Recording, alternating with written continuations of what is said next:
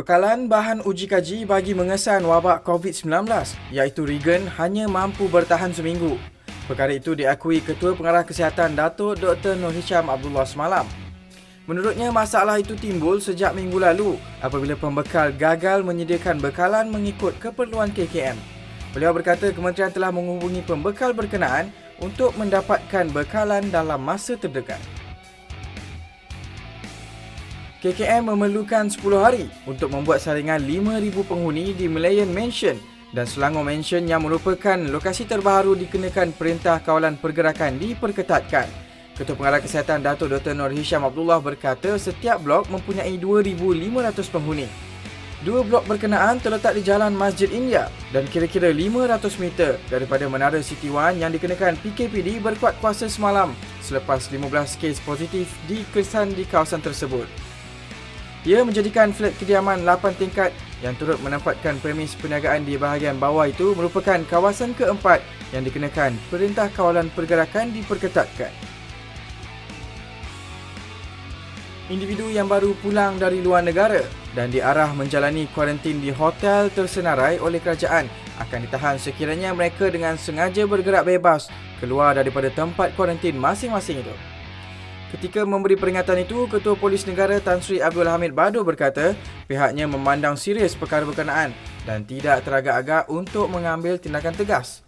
Semalam, Menteri Kanan Kluster Keselamatan, Datuk Seri Ismail Sabri Yaakob mengumumkan kerajaan hanya menanggung kos penempatan termasuk makan dan minum setiap individu terhad kepada RM150 sehari. Manakala mereka yang memilih untuk dikuarantin di hotel melebihi kadar itu perlu menanggung kos selebihnya.